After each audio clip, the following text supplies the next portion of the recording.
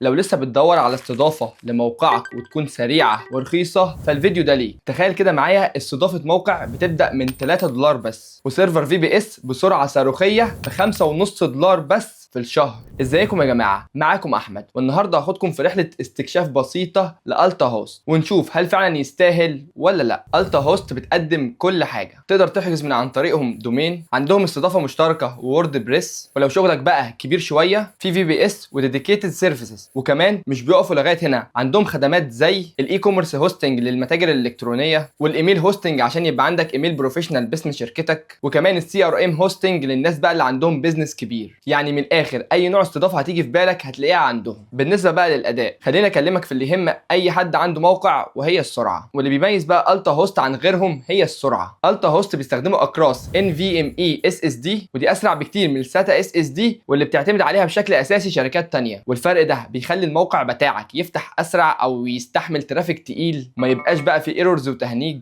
فتخيل بقى لو انت عندك موقع الكتروني او متجر الكتروني ودخل عليه الاف الزيارات في اليوم، فالسرعه هنا بقى هي اللي هتحدد انت هتكسب ولا هتخسر. نيجي بقى للامان والدعم. من ناحيه بقى الامان، عندك SSL مجاني، وكمان نسخ احتياطي يومي، وبريد الكتروني باسم الدومين بتاعك علشان تبان بروفيشنال، وداتا سنترز في امريكا وكندا والمانيا وهولندا، ومراكز البيانات مجهزه باحدث انظمه التبريد والمراقبه 24 ساعه 7 ايام في الاسبوع. ده غير بقى تحديثات وترقيعات مستمره ضد الثغرات. ولو حصل لك اي مشكله في اي وقت فالدعم شغال 24 ساعه، سواء عن طريق التليفون او الايميل او عن طريق شات بوت بيرد عليك في اي وقت. ونقطه الدعم اللي بيرد عليك بسرعه دي مهمه جدا، وبالذات الناس المبتدئه اللي ما عندهاش اي خبره تقنيه. نيجي بقى لاكتر حاجه الناس بتسال عليها، وهي الاسعار. الاستضافه المشتركه بتبدا في الموقع من $3 في الشهر، والفي بي اس زي ما قلنا في اول الفيديو بيبدا من $5.5 في الشهر. ولو انت بقى عندك ترافيك كبير او متجر الكتروني، عندهم خطط اقوى زي خطه البرو وخطه البيزنس. والجميل ان كل الخطط دي مانجد، يعني لو انت ما عندكش اي خبره تقنيه ففريق التا هوست بنفسه هو اللي هيدير لك السيرفر. التا هوست ده بقى مناسب لمين؟ مناسب جدا لاصحاب المشاريع الصغيره والكبيره، زي ما قلنا، زي ميزه الدعم اللي ممكن تختصر عليه وقت كبير وقله خبرته يقدر يساعدوه فيها التيم بتاع التا هوست. وبرده مناسب للمطورين اللي محتاجين تحكم كامل في السيرفر، ومناسب جدا لاي حد بيدور على استضافه سريعه وامنه وقابله للتوسع. نيجي بقى لمميزات وعيوب التا هوست. بالنسبه بقى للمميزات، هتاخد منها سرعه واداء عالي وخيارات تخصيص قويه ودومين زائد SSL